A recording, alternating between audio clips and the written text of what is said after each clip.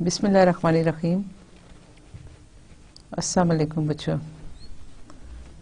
अभी तक तो मुझे उम्मीद है कि आप काफ़ी कुछ चीज़ें सीख चुके होंगे, काफ़ी न्यूमेरिकल के हवाले से आपको आइडिया हो गया है। मुझे ये बताइए आप प्रैक्टिस कितनी करते हैं? जब तक आप प्रैक्टिस नहीं करोगे, मैथमेटिक्स का सब्जेक्ट ऐसा है और फिर न्यूमेरिकल कंप्यूटेशन का सब्जेक्ट स्पेशली ऐसा है कि जब तक आप कंप्यूटर पे नहीं बैठोगे, आप प्रैक्टिस नहीं करोगे, आप इसको सीख नहीं सकते। और ये अदरवाइज पढ़ना इसका कोई फ़ायदा नहीं है जब तक आप इसको इम्प्लीमेंट नहीं करते हो। और अभी आप सीख लोगे, कोर्स पढ़ रहे हो, अभी आप सीख लोगे तो ये आपको फ्यूचर में बहुत काम आएगा। हमने पीछे जो लेक्चर में किया था, हमने पीछे लेक्चर में कुछ डिफरेंशियल इक्वेशंस को सॉल्व करने के मेथड्स देखे थे, ठीक है, और हम उस पर डिफरेंट टेक्निक्स वगैरह अप्लाई कर रहे थे। सबसे आखिर में एक एग्जांपल मैं आपको करवा रही थी जिसमें हमने टेलर्स पॉलिनोमियल जो था ऑर्डर 2 और ऑर्डर 4 पे हम एक एग्जांपल को कर रहे थे। उसके लिए मैंने आपको दो फार्मूला निकाल के बता दिए थे, एक T4 के लिए था और एक T2 के लिए था। और उसके अलावा हमारे पास उस डिफरेंशियल इक्वेशन के एग्जैक्ट सोल्यूशन भी मौजूद था। आज हम देखते हैं, उसी को कंटिन्यू कर रहे हैं जो लास्ट वाली एग्जांपल हम कर रहे थे। हमने T4 जो कैलकुलेट किया था, टेलर्स मेथड फॉर ऑर्डर 4 और फॉर 2 भी किया था और एग्जैक्ट सोल्यूशन भी हमारे पास मौजूद था। So for different values of T, exact solution भी ज़ाहिर है T पे डिपेंडेंट है।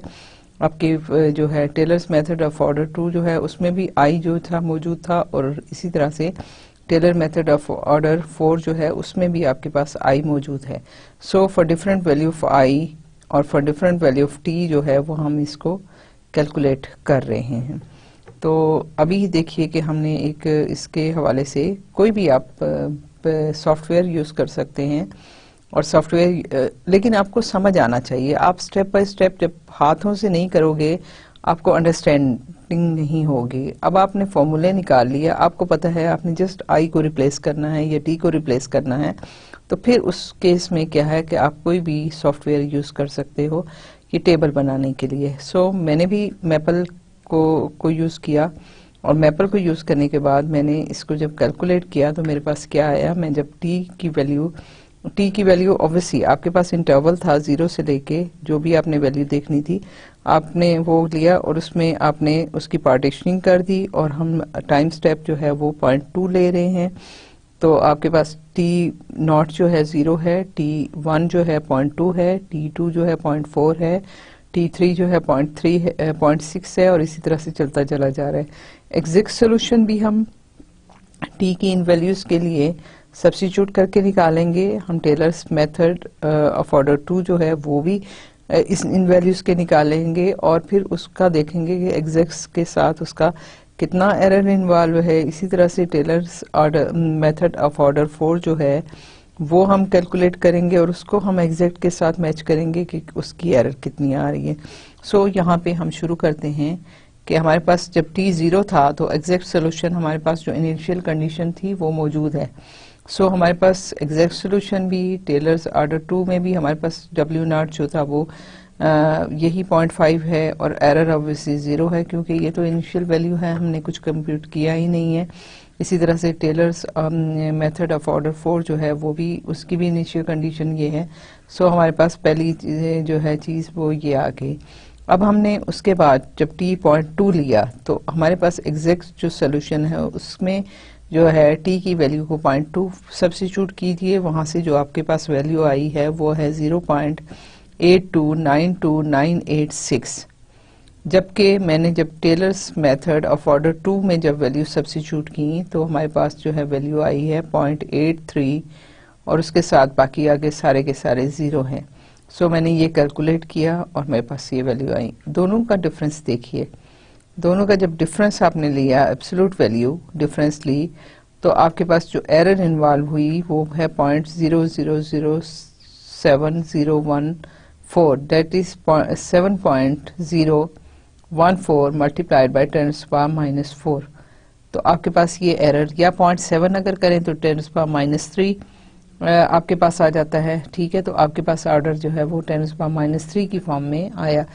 फिर उसके बाद हमने टेलर मेथड ऑफ ऑर्डर 4 जो है उसकी, जैसे ये इक्वेशन थी, पीछे हम देखते हैं हमारे पास ये इक्वेशन थी, तो जब हमने i को 0.2 सब्स्टिट्यूट किया और w जो है वो आपके पास नॉट है, दैट इज 0.5, और i जो है 0.2 है, तो जब इसको सब्स्टिट्यूट किया तो फिर आपके पास क्या वैल्यू आई, वो आपके पास जो है वो आपके पास ये आई 0.8293, ठीक है।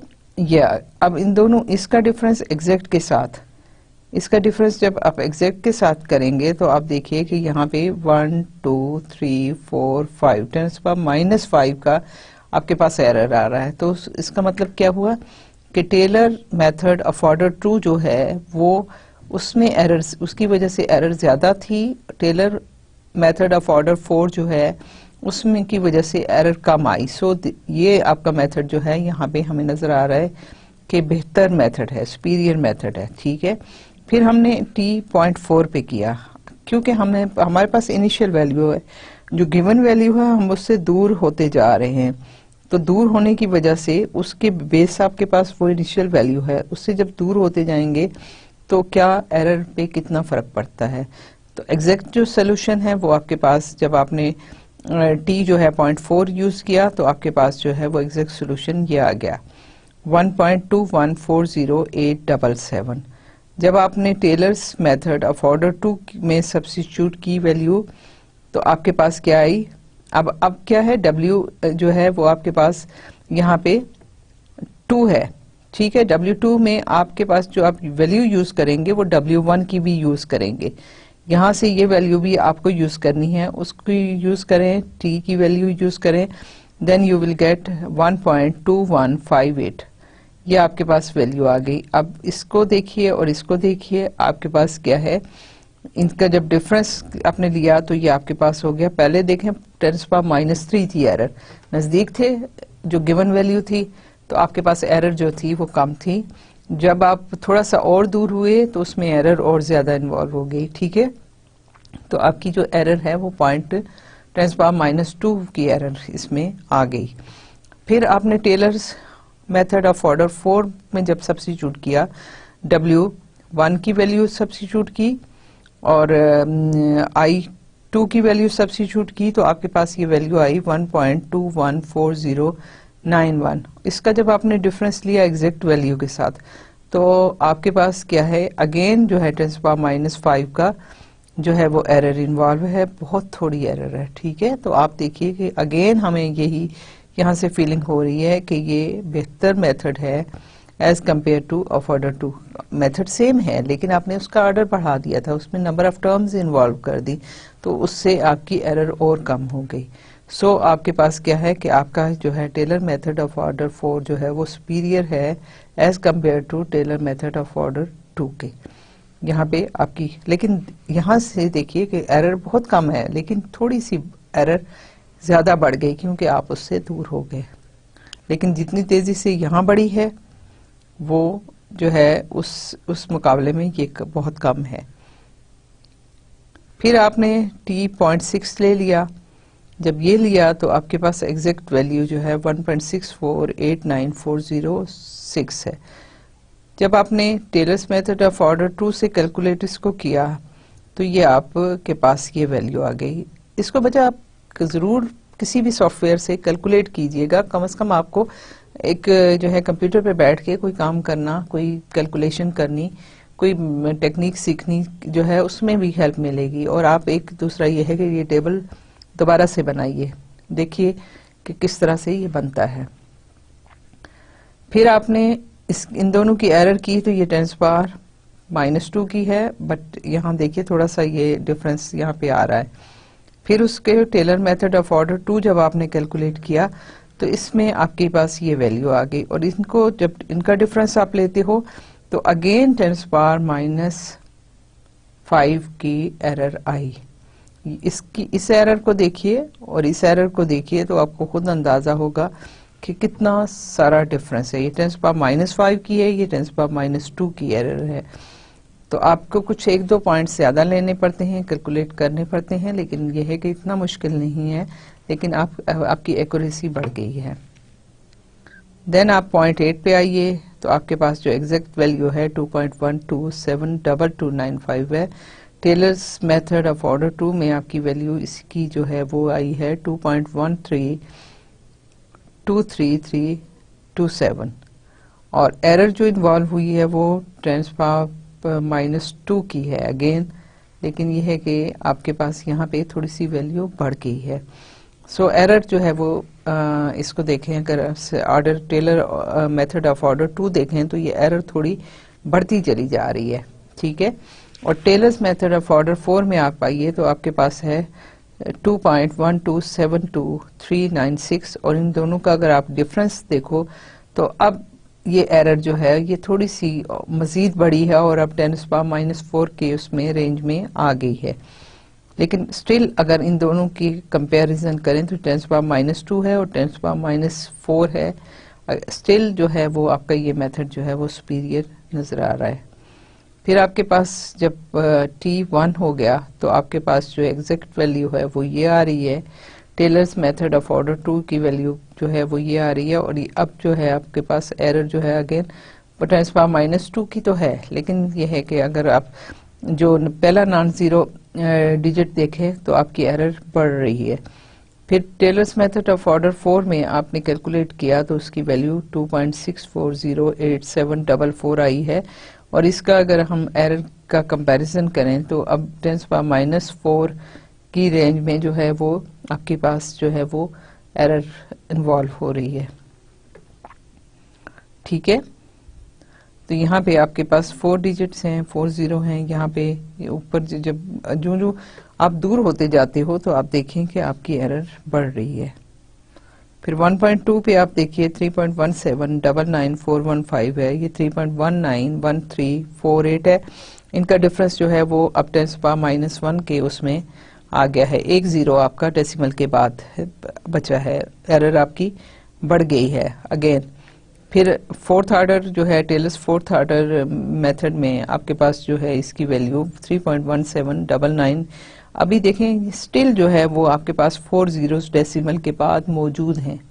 सो इसकी जो है ये कितना स्लोली जो है ना इसकी एरर इंक्रीज हो रही है और इंक्रीज तो हो रही है लेकिन फिर भी बहुत कम है। अगर आप इसको दोनों को कंपेयर करें तो ये आपको बहुत डिफरेंस नजर आता है। 1.4 के लिए आपके पास जो एक्चुअल वैल्यू है 3.7324 है और उसकी कैलकुलेटेड वैल्यू जो है टेलर्स मेथड ऑफ ऑर्डर 2 से जो कैलकुलेट किए हैं वो 3.74864446 है।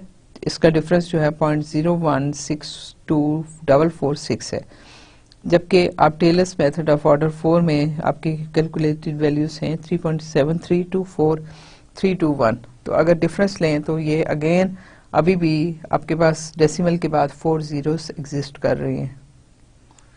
1.6 के लिए अगेन इसकी वैल्यू जो फंक्शन की वैल्यू है वो आपके पास 4.2834838 है, जबकि टेलर्स मेथड ऑफ ऑर्डर 2 में आपके पास 4.3061464 ये है और इन दोनों का डिफरेंस लीजिए तो आपके पास 0.0226626 है।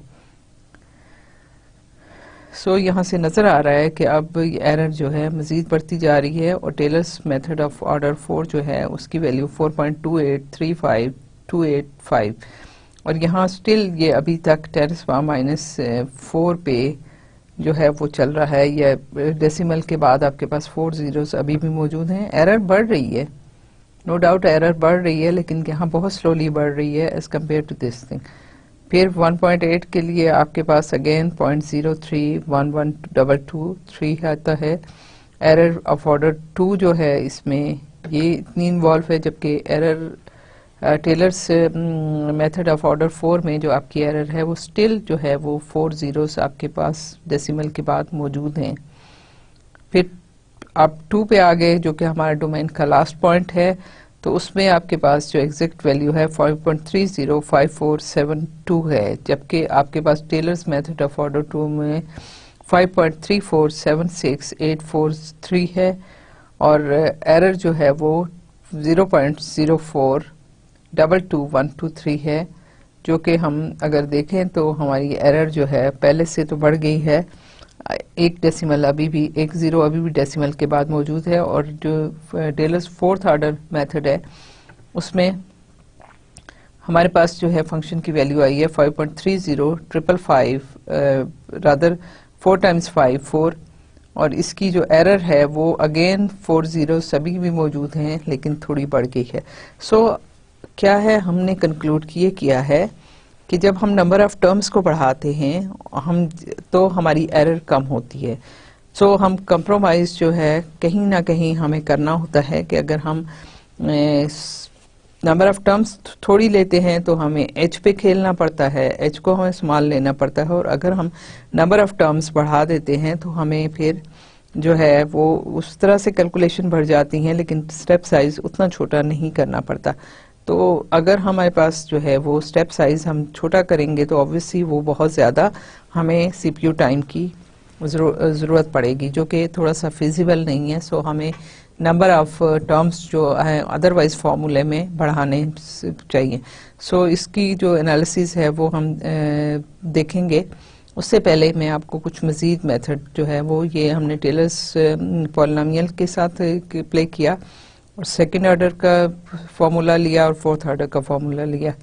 जैसा मैंने आपको बताया है कि हम हमेशा नए से नए जो है न्यूमेरिकल मेथड की तलाश में हैं जो हमें ज़्यादा से ज़्यादा बेहतर और एफिशिएंट जो है आंसर दे सके। सो एक और मेथड देखते हैं, दैट इज़ ह्यून्स मेथड। ठीक है, तो उसके this method introduces a new idea for constructing an algorithm to solve the initial value problem. हमारे पास इनिशियल वैल्यू प्रॉब्लम क्या था, y dash t is equal to f of t y t over this interval a b with y t naught is equal to y naught. ये इसकी initial condition है और ये हमारे पास जो है वो फर्स्ट ऑर्डर डिफरेंशियल इक्वेशन है। ठीक है, तो इसके लिए हमने एक नया मेथड करना है। To obtain the solution point t1 y1 we can use the fundamental theorem of calculus. ठीक है, याद है क्या था, आपने कैलकुलस पढ़ा है ना। फर्स्ट फंडामेंटल थ्योरम क्या था, सेकंड फंडामेंटल थ्योरम क्या था, आपको याद होना चाहिए। सो चलें मैं आपको बताती हूँ क्या है। सो फंडामेंटल थ्योरम, और फिर हम पहला फंडामेंटल थ्योरम यूज करेंगे और फिर उसको इंटीग्रेट करेंगे y डैश को over the interval t naught और t1, क्योंकि हम कैलकुलेट कर रहे हैं, हमारे पास गिवन कंडीशन है t नॉट पे और t1 y1 पे हम पॉइंट पे कैलकुलेट करना चाह रहे हैं, तो उसके लिए हम इंटरवल ले लेंगे t नॉट t1 का, और फिर हमारे पास जो इंटीग्रेशन, ये फर्स्ट फंडामेंटल थ्योरम है कि t नॉट से t1 तक आप इंटीग्रेट कीजिए इस फंक्शन को f of t y. Actually हम क्या कर रहे हैं, हमारे पास इक्वेशन है y dash t is equal to f of t comma y t, और हम देख रहे हैं एक सब इंटरवल फ्रॉम t नॉट से t1 तक। अगर हम इसको इंटीग्रेट कर दें तो ये क्या होगा, फ्रॉम t नॉट से t1 y dash t dt is equal to integration from t naught से t1 और f of t y t dt। ठीक है, अब जब फंडामेंटल थ्योरम यूज करेंगे तो ये वाली जो चीज है वो हमारे पास क्या आएगी, this will be equal to, ये जो चीज है ये इक्वल हो जाएगी y एट यहाँ पे ये t1 है। ठीक है, मैंने t1 सॉरी किया था, t1 minus y of t naught ये है। ठीक है, this should be equal to from t naught से t1 f of t y t dt। ठीक है, और ये t1 है। सो हम ये वाला फंडामेंटल थ्योरम यूज कर रहे हैं जो हमें यहाँ पे जो है वो देगा। सो मेरे पास क्या है, from t naught to t1 integration जो है f of t y t dt is equal to integration from t naught से t1 y prime t dt। This is equal to y value of y at t1 minus the value of y at t naught. ठीक है, तो जब ये use करेंगे तो now इसको हम सिंप्लीफाई कर सकते हैं कि हमारे पास क्या आएगा, y of t1 is equal to y of t to t naught plus integration from t naught से t1 y dash t dt। ठीक है, इसको हमने अब फर्दर सिंप्लीफाई कर लिया ना, रीअरेंज कर लिया, और ये जो है ये हमारे पास डिजायर्ड फंक्शन है जो कि हमें एवेल्युएट करना है, y की वैल्यू एट t1 पे करनी है। अब ये जो चीज है ये देखिए कि when equation 9 is solve for t1, ठीक है, यहाँ पे ये t1 को हम सॉल्व करेंगे, इस इक्वेशन को हम सॉल्व करेंगे for y at t equal to t1। तो जब इसको सॉल्व करेंगे तो रिजल्ट हमारे पास क्या आएगा, जो मैंने अभी एग्जैक्टली लिखा है कि y t naught plus integration from t naught to t1 f of t y t dt। ठीक है, ये आपके पास इस तरह से आ गया। Now a numerical integration method can be used to approximate the definite integral in this. ठीक है, हमने देखे हमने इंटीग्रेशन के लिए कौन कौन से मेथड पढ़े थे, उसके अलावा बहुत सारे मेथड हैं, आप कोई भी यूज कर सकते हैं। हमने जो है ट्रायंगुलर का मेथड पढ़ा, हमने ट्रेपेजॉइडल रूल पढ़ा, हमने सैमसन 1/3 रूल पढ़ा, हमने सैमसन 3/8 रूल पढ़ा। इसके अलावा भी हमने कुछ और मेथड्स भी किए थे। सो कोई भी मेथड आप यूज करें और वहां पे इंटीग्रेशन के हवाले से लगा लें, आपके पास एक नई चीज आ जाएगी और आप उससे जो है वो कर सकते हैं। सो हमने देखें कि हमने यहाँ क्या किया, हमने सिंपल ट्रेपेजॉइडल रूल को यूज किया। If the trapezoidal rule is used with step size h equal to t1 minus t naught, then the result is equal to that yt at t1 is approximately equal to yt naught plus h by 2, क्योंकि obviously हम उसमें से error को गायब कर रहे हैं। So we are saying that this is approximately equal to h by 2 f of t naught yt naught plus f of t1 yt1। ठीक है, ऐसे ही होना चाहिए ना कि हमने इसी इंटीग्रेशन पे ट्रेपेजॉइडल रूल, हमारे पास 2 पॉइंट्स हैं t नॉट और t1 है, तो हमने उस पे ट्रेपेजॉइडल रूल यूज किया और ये हमारे पास आंसर आ गया। अब है क्या मसला, yt1 कहाँ है, नहीं है हमारे पास, ये तो अननोन है ना, फिर उसको कैसे सॉल्व करेंगे। That the formula on the right hand side of this involve the yet to be determined value yt1। To proceed we use an estimate for yt1। बहुत सारे इसके भी बहुत सारे मेथड हैं। Euler's solution can be used for this purpose after it is substituted into 11, जो कि हमारे पास ये इक्वेशन है। ठीक है, the resulting formula for finding t1 y1 is called the Hume's method. ठीक है, कि जब हम यूज करेंगे उसकी वैल्यू पे सब्स्टिट्यूट करेंगे कि unknown in terms of known आ जाएगा, तो इसको हम यूज या मॉडिफाइड आयलर मेथड कहते हैं। आयलर मेथड आपको याद है हमने क्या किया था, फॉरवर्ड सिंपल जो है टेलर्स मेथड से हमने मॉडिफाइड आयलर मेथड बनाया था। तो अभी जो हमारे पास आ गया वो क्या आ गया, yt1 y नॉट h/2। और यहाँ पे आप देखिए कि हमने इसको,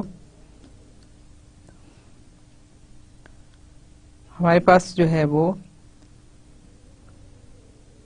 ये वैल्यू है। ठीक है, ये वैल्यू, अब इसको हमने रिप्लेस करना है और वो हमने टेलर्स मेथड से या ऑयलर मेथड से हमने किया था। That was equal to y naught plus delta x f of t not y naught, उसी को हमने सब्स्टिट्यूट किया यहाँ पे। तो आप देखिए कि हमारे पास ये क्या आया, ये तो था ना यहाँ पे, ये जो चीज है ये था f ऑफ t1 y1। ठीक है, t1, अब y1 t1 पे जो है वो that is equal to y at t1, ये जो है वो आपके पास है, this was equal to y not जो हमने आयलर्स मेथड किया था f of t not y naught. तो हम इसकी जगह, इस y नॉट की जगह हम जो है वो सब्स्टिट्यूट कर रहे हैं यहाँ पे, सॉरी यहाँ पे क्या था हमारे पास, ये है f ऑफ t1 y1, और यहाँ पे y1 जो था वो हमने आयलर्स मेथड से कैलकुलेट किया था, that was equal to h f of t not y naught. ठीक है, ये डेरिवेटिव था, डेरिवेटिव को हमने रिप्लेस किया था इसके साथ। सो हमारे पास जो ये y1 है, y1 की जगह हम ये सारा सब्स्टिट्यूट करते हैं तो हमारे पास एक्सप्रेशन ये आ रहा है।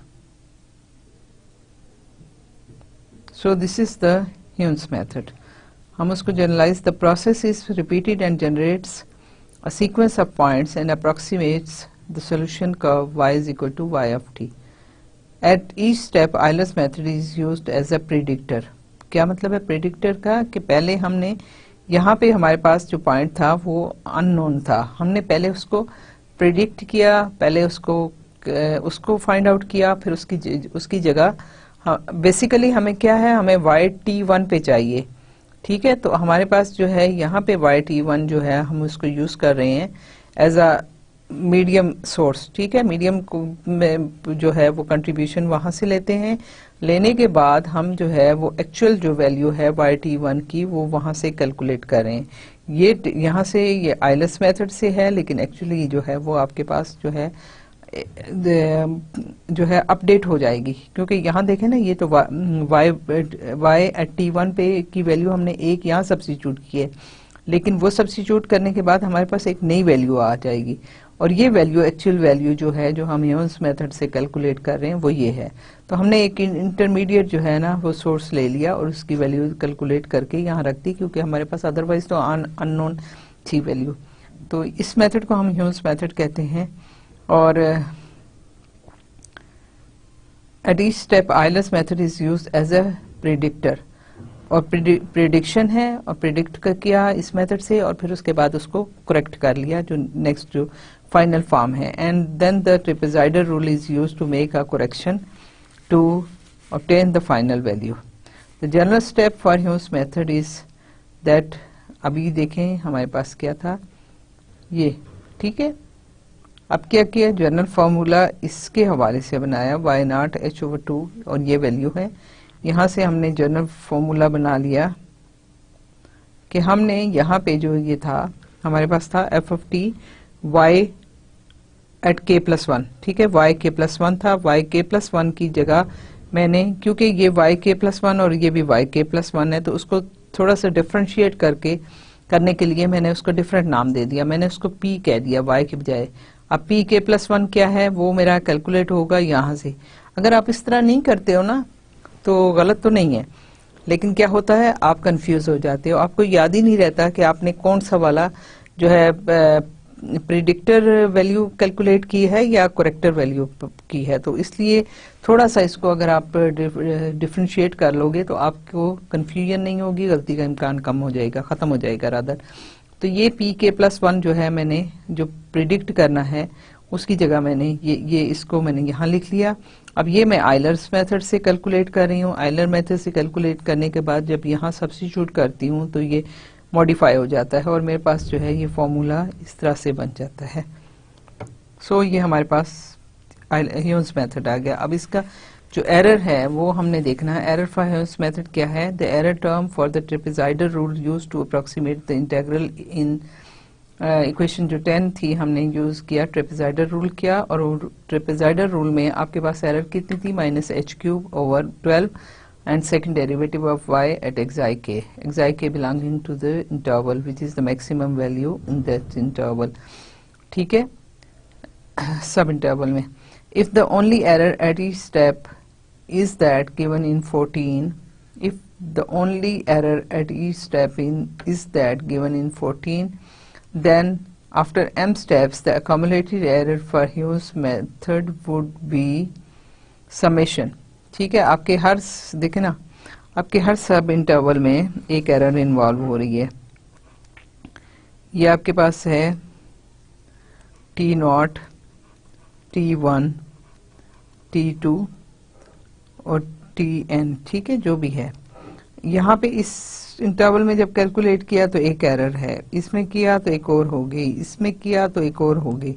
तो ये सारी एरर्स को जब आप सम अप करते हो over the sub intervals from k varies from 1 to m, तो h³/12 हो जाता है y डबल डैश और xi। अब क्योंकि ये आपके पास समेशन है ओवर द होल इंटरवल, तो हम इसको कैसे लिखते हैं कि एक h ले लें, दैट इज b-a, क्योंकि आपके पास total interval a to b है और उसके आपने पार्टीशनिंग कर दी, ठीक है, जितनी भी पार्टीशन की, तो आपके पास क्या हुआ? b-a divided by n number of सब इंटरवल्स, ठीक है। और एक h यहाँ से इधर आ गया, क्योंकि ये बेसिकली ये भी h की डेफिनेशन है ना, ठीक है, ये h की डेफिनेशन है और एक h यहाँ कम हो गया और ये आपके पास आ गया। अब ये आपके पास कांस्टेंट वैल्यू है और ये h स्क्वायर है। सो आपकी जो एरर इन्वॉल्व है ऑफ ऑर्डर h स्क्वायर है। अब एक एग्जांपल करते हैं और हमारे पास एक सिंपल सा, हमने फिर दोबारा से एक एग्जांपल ले ली है जिसका एग्जैक्ट सॉल्यूशन भी मौजूद है over the interval 0 to 3 and initial condition है y at t equal to 0 equal to 1। तो इसका जो एग्जैक्ट सॉल्यूशन है वो हमारे पास क्या है, हम देखेंगे कि इसको अगर आप कर लें तो ये आपके पास non homogeneous first order differential equation है for the step size h equal to 1, t1 is equal to 1, t2 is equal to 2, ठीक है,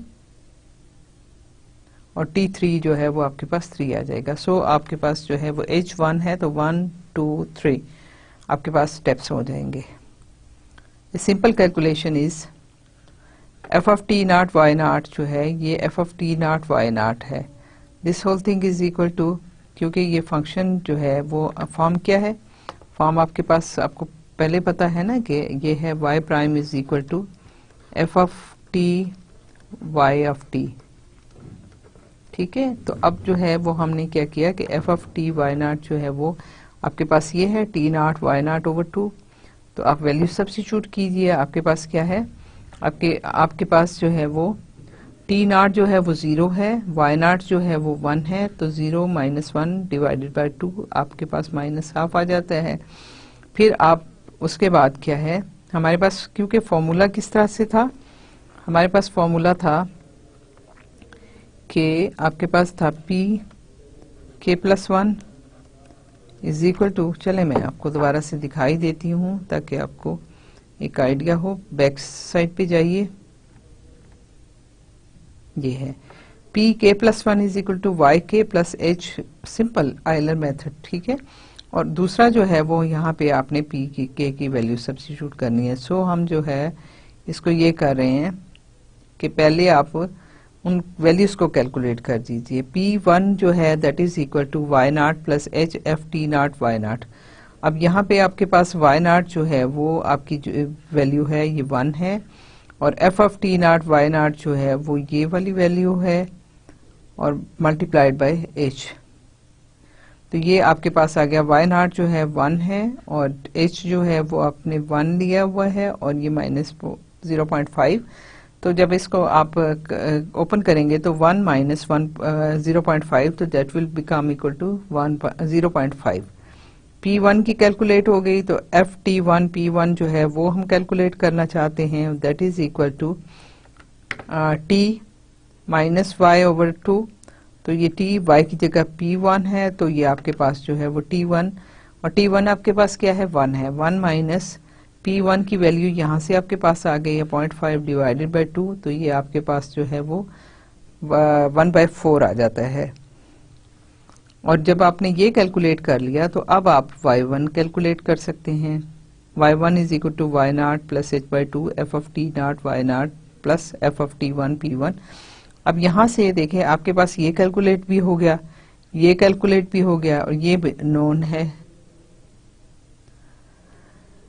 सो y नॉट की वैल्यू यहाँ से पुट कीजिए, h की वैल्यू हम यहाँ से पुट करते हैं और फिर आपके पास जो है f ऑफ t नॉट की वैल्यू ये है और उसके बाद जो है वो यहाँ से p1 की वैल्यू जो है corresponding to this equal to this. इसको सिंप्लीफाई कीजिए तो आपके पास आ जाता है 0.875। Actual value of yt t equal to 1 is equal to y1 मैंने स्टेरिक कह दिया ताकि एक्चुअल वैल्यू में इसका डिफरेंस थोड़ा सा हो जाए। सो दिस इज 0.819591979 है और हमारे पास y1 की क्या वैल्यू आई है 0.875। तो देखिए कि यहाँ पे आपका जो है वो देयरफॉर द एरर इज, दोनों में डिफरेंस ले लिया तो दैट इज 0.05540821 आता है इसका एरर। अब फिर आपके पास जो है f ऑफ t1 जो है वो यहाँ पे हमने कैलकुलेट कर लिया था, f of t not y not हमने कैलकुलेट किया था और y1 वैल्यू कैलकुलेट हो गई, p1 कैलकुलेट हो गया, यहाँ से ये कैलकुलेट हो गया।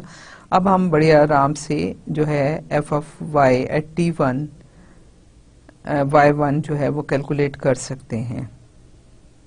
ये t1 y1 ओवर 2 है और यहाँ से वैल्यू आप कैलकुलेट कीजिए, आपके पास ये आ गई। फिर उसके अकॉर्डिंगली एफ p2 जो है वो कैलकुलेट करें, वो that is y1 plus H t1 y1 है। अब यहाँ पे आपके पास y1 भी फाइंड आउट कर चुके हैं, t1 function value eight t1 y1 जो है वो भी आपके पास नोन वैल्यू है, h भी नोन है। सो जस्ट सब्स्टिट्यूट कीजिए, आपके पास आंसर ये आ जाता है। ठीक है, ये हमने अभी कैलकुलेट किया, ठीक है, प्रीवियस स्लाइड में। और ये जो है ये आपके पास जो है ये वैल्यू यहाँ से आई।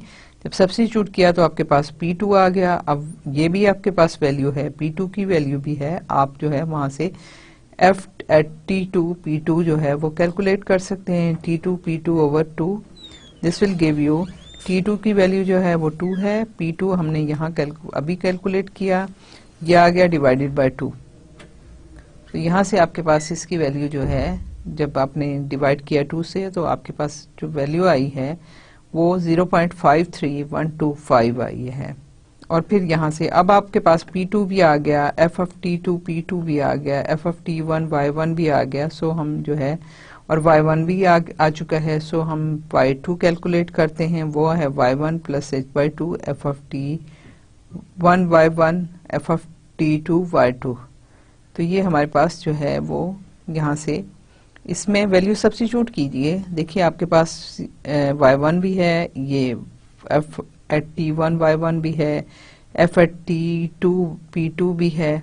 तो जब आप वैल्यू सब्स्टिट्यूट करेंगे और उसको सिंप्लीफाई करेंगे, then you will get this result. इसी तरह से एक्चुअल वैल्यू जो है वो एट t इक्वल टू 2 जो है, यहाँ पे हमने देखा था t1। अब हमने y2 कैलकुलेट किया, इसके लिए ये स्टेप्स इन्वॉल्व थे।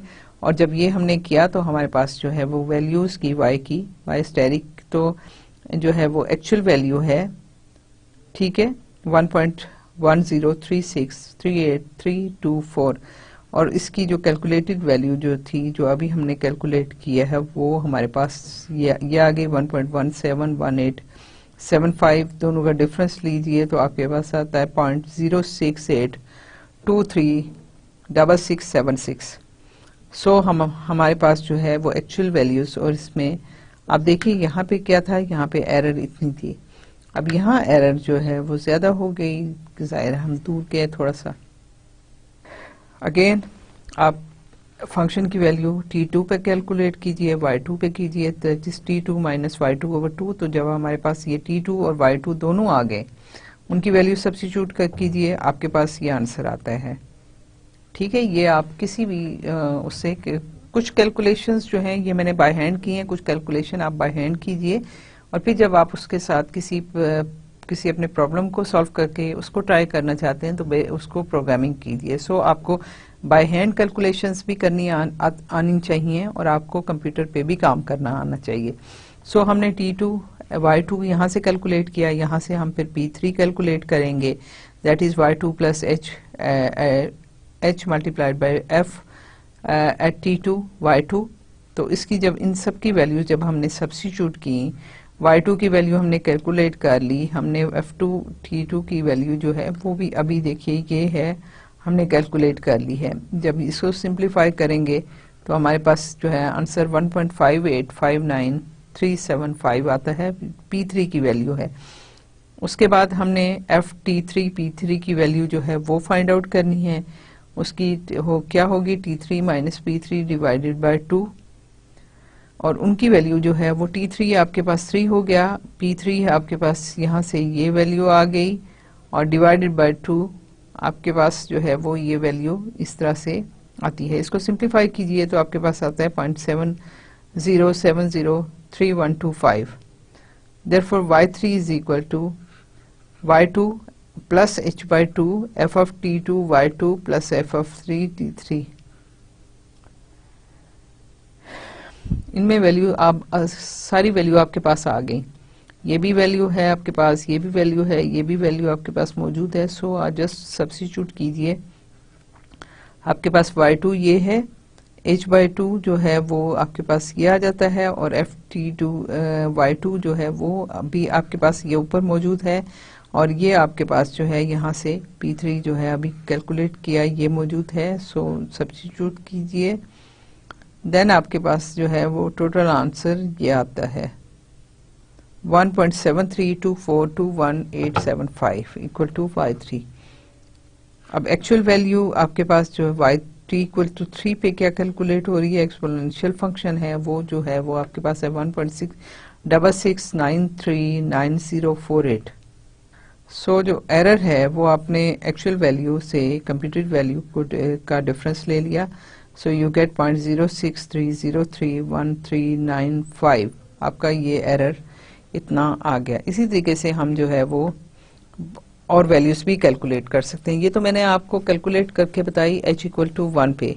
इसी तरीके से आप h इक्वल टू 1/2 ले सकते हैं, h इक्वल टू 1/4 ले सकते हैं और 1/8 ले सकते हैं। इसको 1 2 3 आप प्रॉब्लम्स कीजिए, बाय हैंड कीजिए, लेकिन जो प्रोग्राम कर लीजिए कि मैपल में कर लीजिए, आप उसको मैथमेटिका में कर लीजिए या फोर्ट्रेन में कर लीजिए। करने के बाद इसको बाकी सारी की सारी वैल्यू डिफरेंट जो है वो कैलकुलेट कीजिए और इनको कंपेयर कीजिए। हमें कंपेयर करना है कि कौन सी जो है, अगर एच हम छोटा लेते हैं तो कितना जल्दी जो है कौन सा मेथड जो है वो कन्वर्ज करता है। इवन जो हमने पीछे टेलर्स मेथड ऑफ ऑर्डर 4 और ऑर्डर 2 कैलकुलेट किए वो भी हम उनको देख सकते हैं और इनके साथ कंपेयर कर सकते हैं। सो आप ये कैलकुलेट कीजिए और इसको कंपेयर कीजिए, ये आपके लिए होमवर्क है, आपने इस पे काम करना है। एक और बहुत ही इम्पॉर्टेंट मेथड है जो बहुत ज़्यादा यूज़ किया जाता है बहुत सारे रिसर्च के कामों में, बहुत से रिसर्च के जो प्रॉब्लम्स हैं उनको सॉल्व करने के लिए बहुत रिसर्च पेपर भरे पड़े हैं। एक मेथड जो न्यूमेरिकल जो नॉर्मली यूज़ किया जाता है दैट इज़ रंगेकुटा मेथड। और रंगेकुटा स्पेशली जो इसका फोर्थ ऑर्डर फॉर्मूला है वो बहुत ज़्यादा इम्पॉर्टेंट है। ये मेथड हम देखते हैं, ये क्या न्यूमेरिकल मेथड हम एक्चुअली बिल्ड करते जा रहे हैं कि हम किस तरह से इसको करेंगे। इसके लिए क्या है कि बहुत से लोगों ने बहुत इस पे हाईली कॉम्प्लिकेटेड इक्वेशंस पे भी इसको अप्लाई किया है। इसमें यह है कि हम इसको जो जितनी भी हायर ऑर्डर की इक्वेशंस आपकी आती हैं उसको आप ट्रांसफॉर्म कर लेते हो, उसको डिकम्पोज कर लेते हो first order ordinary differential equations में, और फिर उस पे आप टेक्निक्स यूज़ करते हो और टेक्निक यूज़ करने के बाद आप जो है फाइनल पहुंचते हो। इस सब के सब मेथड्स की बेस जो है वही टेलर सीरीज मेथड है। हम देखते हैं हम रंगेकुटा मेथड, और रंगेकुटा मेथड बहुत सारे ऑर्डर्स हैं, आप उसको ऑर्डर 2 दें, ऑर्डर 3 लें, ऑर्डर 4 लें, 5 6 7 8, लेकिन लोगों ने जो काम किया है और लोगों ने देखा है कि मोस्ट एफिशिएंट जो है एक्यूरेसी वाइज और हर हवाले से जो है वो मेथड आरके मेथड कहलाता है। आरके रंगेकुटा मेथड ऑफ ऑर्डर 4 जो है वो मोस्ट एफिशिएंट मेथड है। उनको डिराइव किस तरह से किया है ये भी थोड़ा सा लेंथी और थोड़ा सा टीडियस काम है, लेकिन यह है कि अलजेब्रा करना होता है। लेकिन अगर आप इंटरेस्टेड हैं तो उसमें आपको मैं बता सकती हूँ किस तरह से ये डिराइव होंगे, लेकिन मैंने रंगेकुटा मेथड ऑफ ऑर्डर 2 जो है वो इस तरह से कैलकुलेट कर लिया है। लेकिन यह है कि मैंने फोर्थ भी किया है, लेकिन आपके क्योंकि बहुत कॉम्प्लिकेटेड हो जाता है तो इसलिए मैंने आपकी उसमें से छोड़ दिया है। जो मैं आपको बताऊंगी कि रंगेकुटा मेथड की फॉर्म क्या है। सो रंगेकुटा मेथड को स्टार्ट करने के लिए हम क्या कर रहे हैं कि the Taylor's method have the desirable property of higher order local truncation error, but the disadvantage of requiring the computational and evaluation of the derivatives of f of ty। ठीक है कि हम जब टेलर सीरीज यूज करते हैं तो हमें उसके ज़ाहिर है कि first derivative second nth derivative तक हम कहते हैं ना कंटिन्यूस है, और फिर हम उसके डेरिवेटिव्स कैलकुलेट करते हैं। और डेरिवेटिव कैलकुलेट करना ऑब्वियसली जब आप प्रोग्राम करोगे अपनी आपकी इक्वेशन भी कॉम्प्लिकेटेड होगी, तो फिर आप उसके first second third fourth order तक के डेरिवेटिव जब यूज़ करोगे तो ऑब्वियसली वो बहुत ज़्यादा मुश्किल काम हो जाएगा। सो हम क्या कर रहे हैं कि टेलर रंगेकुटा मेथड में हम ये कोशिश कर रहे हैं कि हम उस जो डेरिवेटिव्स हैं उनको एलिमिनेट कर दें, डेरिवेटिव कैलकुलेट हमें ना करने पड़े। हम कोई ऐसी टेक्निक ढूंढते हैं, हम कोई ऐसा मेथड ढूंढते हैं जिसमें हमें डेरिवेटिव्स ना कैलकुलेट करने पड़े। सो एक जो है रंगेकुटा मेथड का ये भी था। तो हम ये कहते हैं कि टेलर सीरीज में क्योंकि हमें जो है डेरिवेटिव्स कैलकुलेट करने पड़ते हैं, तो ये हमारा डिसएडवांटेज उसमें है कि हमें एफर्ट करनी पड़ती है. This is complicated and time consuming procedure for most problems, so the Taylor's methods are seldom used in practice. Runge-Kutta methods have the high-order local truncation of the Taylor's method, while eliminating the need to compute and evaluate the derivatives of f of t. The idea behind the derivation of Runge-Kutta method needs Taylor's theorem in two variables. इससे पहले जो मैंने आपको कराया था, जो आपने calculus में पढ़ा, अगर मल्टी वेरिएबल में पढ़ा है फिर तो मसला कोई नहीं है, आप ऑलरेडी इससे वाकफ हो. अगर सिंगल वेरिएबल में पढ़ा है तो उसको आप जो है वो ऑर्डर 2 में, 2 डायमेंशन में, 3 डायमेंशन में बड़े आसानी से कन्वर्ट कर सकते हो. जैसे मैंने आपको बताया था ना कि जब डेरिवेटिव की बात होती है तो पार्शियल डेरिवेटिव आ जाते हैं जब आपके पास more than one independent variable हो. सो आप जो है वहाँ पे टेलर्स थ्योरम यूज करोगे फॉर 2 वेरिएबल्स रंगे-कुट्टा मेथड को फाइंड आउट करने के लिए. थ्योरम क्या है पहले हम उसको देखते हैं. Suppose that F T Y and all its partial derivatives of order less than और equal to n+1 are continuous on the domain D. जो है वो is the set of all points t and y where t lies between a and b and y lies between c and d, and let t naught y naught belongs to this domain. For every t y belonging to this domain there exists xi between t and t naught and mu is between y and y naught. क्या है कि xi आपका t वाले interval a b में है और mu जो है वो आपका y वाले इंटरवल में c to d. तो आपके पास जो है वो ये है, और आपके पास ये है कि f of t y is equal to p n t y plus r n t y. क्या है, जस्ट सिंबल यूज किया है, कोई इतना बड़ा मसला नहीं है. p n t y क्या है, polynomial of order n, Taylor's polynomial of order n, और ये t r n t y जो है वो रिमाइंडर टर्म्स हैं जो आप nth ऑर्डर तक, सीरीज है ना बेसिकली टेलर सीरीज, तो उसको जब आप ट्रंकेट करते हैं, पहली n टर्म्स लेते हैं तो वो पॉलिनोमियल बन जाता है. जो बाकी आप उसकी छोड़ देते हैं टर्म्स को, वो आपकी एरर इन्वॉल्व हो जाती है, that is the remainder terms. और वहाँ पे जहाँ जबकि पी एन टी वाई जो है वो f of t naught y naught plus t minus t naught partial by partial t naught y naught plus y minus y naught partial f by partial y at t naught. ये partial derivative में आपने क्या करना है, आपके पास जो है वो टेलर सीरीज में इस तरह से है कि आपने क्या किया, देखें आपके पास है फंक्शन है कोई भी t और y का, ठीक है. तो जब आपने इसको एक्सपेंड करना है, और ऑब्वियसली y जो है y भी फंक्शन ऑफ t है, तो जब इसको एक्सपेंड करना है तो आपके पास टोटल डेरिवेटिव जो आता है वो एट t इक्वल और t अबाउट t नॉट कर रहे हैं, तो आपके पास क्या आएगा, t y of t is equal to f of t not y plus t minus T naught. और क्या है कि आपके पास, क्योंकि आपके पास दो हैं, t है और y और t जो है t पे इंडिपेंडेंट है. जब आप इसको डिफरेंशिएट करते हैं तो आप इसको सिंगल नहीं कर सकते. सो आप क्या करेंगे, partial f by partial t एक दफा करेंगे, और फिर पार्शियल दूसरा जो y है, y क्योंकि डिपेंडेंट है t पे, तो ये होगा partial f by partial y and partial y by partial t. सो आपके पास क्या आता है, partial f by partial t, ठीक है, ये डेल्टा t. अब यहाँ तक तो देखिए कि ये आपका Taylor series for single variable जो है आ गई थी, ठीक है.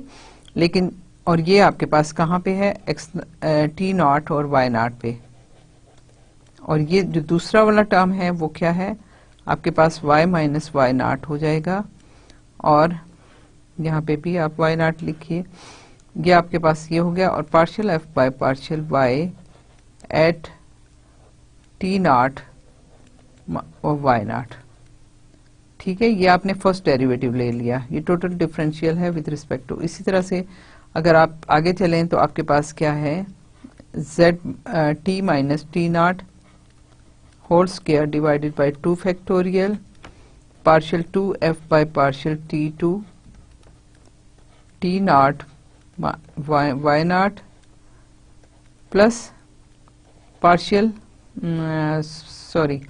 y minus y naught whole square divided by 2 factorial partial 2f by partial y2 at t not y naught. ये तो सेकंड डेरिवेटिव है, लेकिन क्या है कि जब आपने इसको लेना है तो एक डेरिवेटिव मिक्स डेरिवेटिव भी आता है। इसको अगर मैं थोड़ा सा आपको फर्दर एक्सप्लेन कर देती हूँ।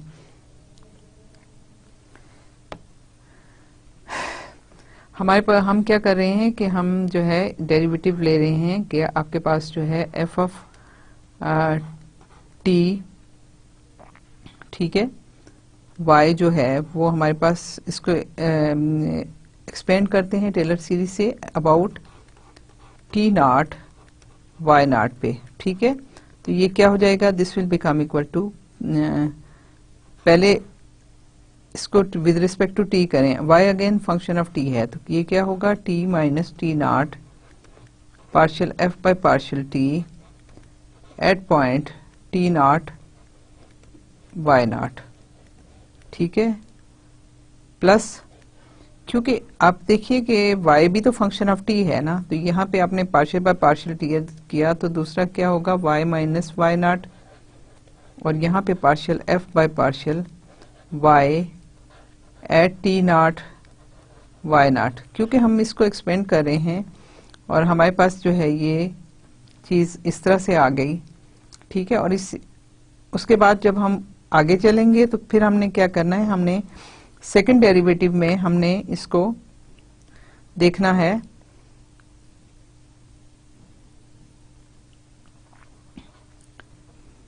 जब सेकंड डेरिवेटिव लेना है तो फिर आपके पास क्या होगा, that is equal to t minus T naught whole square divided by 2 factorial partial 2f by partial t2 at t not y naught plus y minus y naught whole square by 2 factorial partial 2f by partial y naught y2 at t not y naught. क्योंकि ये partial derivative है, जब आपने second derivative लिया तो एक तो इसके साथ मिक्स होगा डेरिवेटिव y के साथ और एक इसके साथ मिक्स होगा, तो आपके पास क्या आ जाएगा 2 times t minus T not y minus y not और सेकंड डेरिवेटिव है multiply partial 2f by partial t partial y at t not y not और डिवाइडेड बाय 2 फैक्टोरियल, यहाँ पे भी आपके पास ये चीज आ जाएगी। सो आपके पास जो है इस तरह से मिक्स डेरिवेटिव आते हैं और आगे आप चलते चले जाओ तो आपके पास ऑब्वियसली ये क्यूब हो जाएगा और ये भी आपके पास क्यूब हो जाएगा, और यहाँ पे क्या है 3 टाइम्स जो है वो एक टी स्क्वायर और second derivative with respect to T आ जाएगा, और इसी तरह से आपके पास जो है एक और टर्म भी आ जाएगी जिसमें second derivative with respect to y और single derivative with respect to t आएगा। तो इस तरह से आप बढ़ते चले जाएंगे। सो आपके पास जो है ये टर्म जो है वो ऐसे आ रही हैं, जिस तरह से देखिए कि मैंने आपको बताया कि ये t partial f by partial t है, y minus y naught partial f by partial y है at t not y naught. इसी तरह से सेकंड डेरिवेटिव देखिए तो आपके पास टी स्क्वायर बाय 2 फैक्टोरियल, जैसे सिंगल वेरिएबल अगर हम ये बीच में छोड़ दें और ये छोड़ दें तो आपके पास एग्जैक्टली वही है जो Taylor series for single variable है। अब डबल हो गया तो आपके पास क्या है, एक टर्म ये आई, उसकी वजह से यहाँ पे आपकी दूसरी टर्म ये आई और फिर दोनों का एक मिक्सचर आ गया कि t minus T not y minus y not और partial 2f by partial t partial y। इसी तरह से जो थर्ड डेरिवेटिव की बात आएगी तो अगर हम और एक्सटेंड करें, जो कि हम मैंने रंगकुटा मेथड फॉर फोर्थ ऑर्डर जो है उसके लिए हमें जरूरत भी पड़ेगी। सो क्या है कि ये t minus T not cube partial 3f by partial t3 T not y not हो गया, फिर ये y minus y not cube over 3 factorial partial 3f by partial y3 हो गया। फिर क्या होगा, फिर एक सेकंड डेरिवेटिव इसके साथ होगा, सिंगल डेरिवेटिव इसके साथ होगा, फिर आपके पास इसी तरह से यहाँ पे आपके पास जो है वो यहाँ second derivative with respect to t होगा y के साथ, तो वो कंबाइन हो जाएंगी। फिर सेकंड डेरिवेटिव जो है 2 times differentiation with respect to t और 2 times differentiation with respect to y जो है वो टर्म भी एक और इन्वॉल्व होगी। सो आपके पास जो आपके डेरिवेटिव पढ़ते चले जाएंगे, आपके पास जो है वो बिकॉज ऑफ 2 इंडिपेंडेंट वेरिएबल आपके पास नंबर ऑफ टर्म्स जो हैं वो इंक्रीज होती चली जाएंगी। सो यहाँ तक हम अगर इसको कंसीडर करते हैं तो ये हमारे पास जो रिमाइंडर टर्म है वो इस फॉर्म में आ जाती है 1/n factorial j vary from 0 to n+1 n j binomial जो है वो फैक्टर है t minus T naught n minus j y minus y naught j और अनदर डेरिवेटिव जो है वो आपका टी नॉट वाई नॉट पे आ जाता है। यहाँ तक आपकी टर्म्स जो हैं वो आपके पास जो है वो आगे चलती चली जाएंगी। और रिमाइंडर टर्म जो है वो क्या है, वो आपके पास 1 + n+1 हमने n तक इसको किया, ठीक है, और n+1 तक जो है वो आगे आपके पास ये टर्म्स जो है वो इस तरह से आ जाती है जिसके फैक्टर्स ये बन रहे हैं। इसमें देखें ना मिक्स डेरिवेटिव सारे के सारे इन्वॉल्व हो रहे हैं। The function p0 is called the Taylor polynomial in 2 variables for the function f at x0 y0 t0 y0 and rn at ty is the remainder associated with pn ty. To develop the Runge-Kutta method of order 2 हम क्या करते हैं, let us start with the Taylor's polynomial as y_ti plus 1 is equal to y_ti plus h y prime ti plus h square by 2 y double prime plus h 3/3 cube y triple derivative and xi where xi belongs to the interval, ठीक है, domain में है। फिर ये क्या हुआ, ये y t1 पे हो गया h और y प्राइम जो है वो that is was equal to function of ti y ti, फिर h स्क्वायर बाय 2 फैक्टोरियल और जो है वो आपके पास अगर in terms of f substitute करते हो तो y prime ti y ti और फिर h क्यूब जो है वो आपके पास जो है वो xi के साथ हम एज इट इज लिख रहे हैं। तो हमने ये किया, since f prime ti y ti is equal to partial f by partial t ti y I partial f by partial y ti y ti and y prime. ये क्यों, ये इसलिए कि आप ले रहे हो partial by partial t, partial by partial t जो है वो that is equal to partial by partial y and partial y by partial t। तो ये partial y by partial t जो है ये आपके पास ये मौजूद है। सो यहाँ से हमारे पास ये इस तरह से आ गया और ये पार्शियल बाय पार्शियल y आपके पास in terms of and y prime t is equal to function ti y ti। जब इनको हम सब्स्टिट्यूट करें तो यहाँ से हमारे पास क्या आता है, y ti plus 1 is equal to y ti plus h times, देखिए यहाँ पे हमने क्या किया, यहाँ पे हमने सब्स्टिट्यूट कर दिया, यहाँ से इसकी वैल्यू f ऑफ t की वैल्यू पर यहाँ पे उसके डेरिवेटिव की वैल्यू हम सब्स्टिट्यूट करते हैं और हमारे पास जो है वो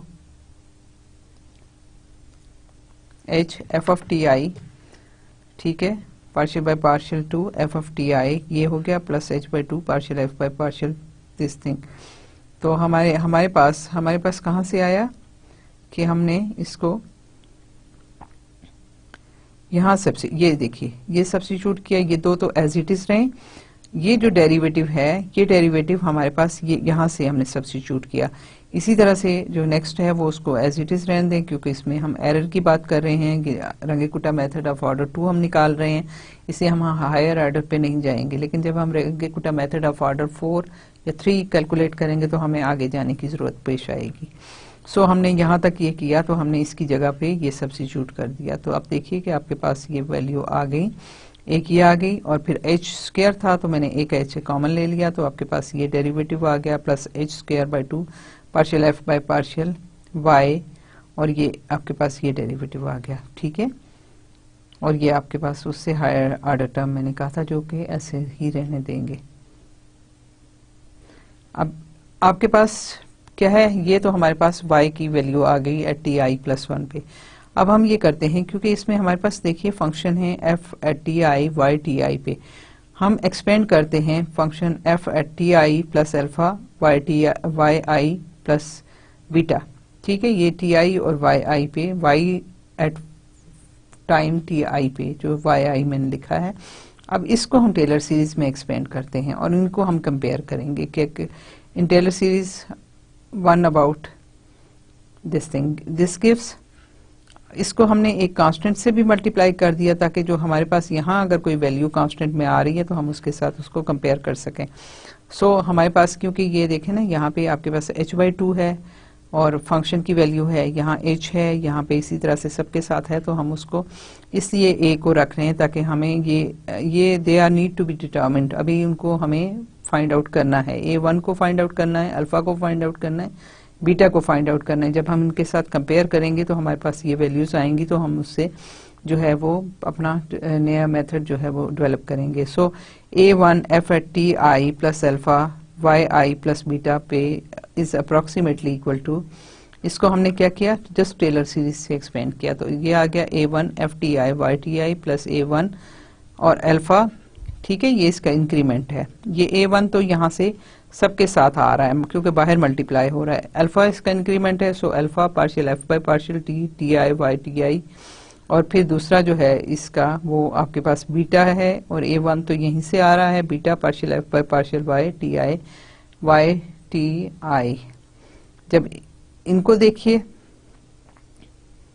अब मैच करने हैं कोफिशिएंट। ठीक है, आपके पास जो है वो, जब आपने इसको देखा और यहाँ से आपने इनके कोफिशिएंट्स को मैच करना है, जब मैच किए तो आपके पास जो है f and its derivative enclosed in the bracket in the preceding equation, we get a1 is equal to 1 partial f by partial t partial f by partial t at t y is equal to a1 alpha 1 h by 2। तो हमारे पास ये values and partial f by, ये इसका coefficient है ये वाला। ठीक है, हमने a1 अल्फा 1 देखे ना, हमने क्या किया, हमने ये पिछली इस इक्वेशन को और इस इक्वेशन के कोफिशिएंट्स को मल्टीप्लाई कंपेयर किया। जब कंपेयर किया तो आपके पास जो है वो a1 जो है वो यहाँ से इसका कोफिशिएंट ये आ गया 1, जब इसको किया तो ये आपके पास ये आ गया कोफिशिएंट, जब इसके साथ हमने किया तो हमारे पास ये a1 अल्फा और a1 बीटा जो है वो ये आ गया। तो जब हमने इसको कंपेयर किया तो आप देखिए कि a1 जो है 1 आ गया, partial f by partial T का जो कोफिशिएंट है a1 अल्फा 1 h बाई 2 का आ गया, इसी तरह से partial f by partial y का जो कोफिशिएंट था a1 b1 h बाई 2 ये आ गया। सो हमारे पास जो है हमें चाहिए थे a1 की वैल्यू 1 आ गई, यहाँ पे 1 हुआ तो अल्फा 1 की वैल्यू h बाई 2 आ गई, बीटा 1 की वैल्यू h बाई 2 आ गई।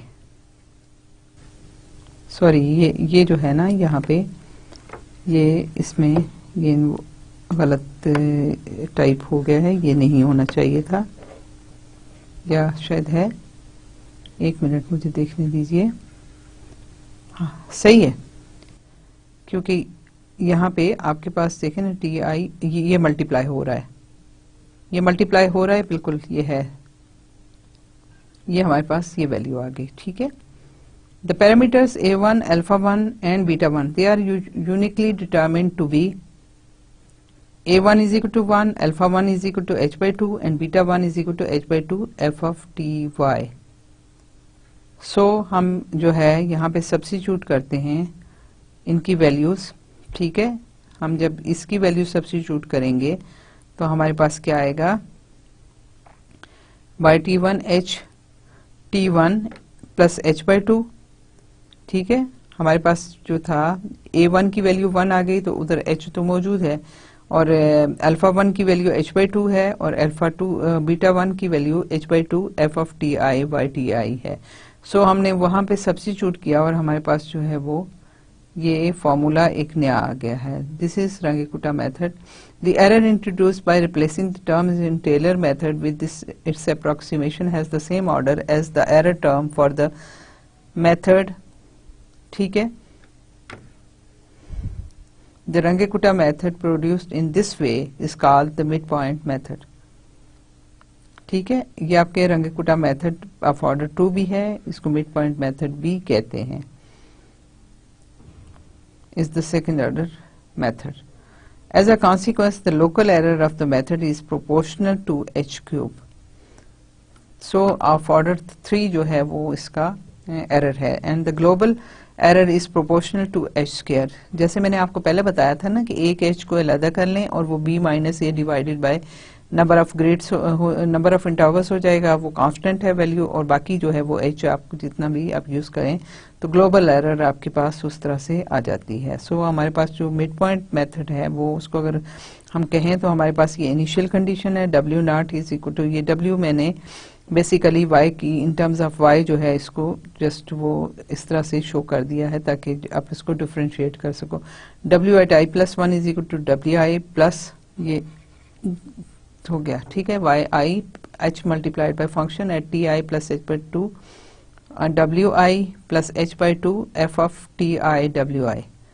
So this is the midpoint method for where I is equal to 0, 1, 2 up to n with local error of order h cube and global error of order h square. Using a1 f of t plus alpha y plus beta to replace the term in the Taylor's method is the easiest choice.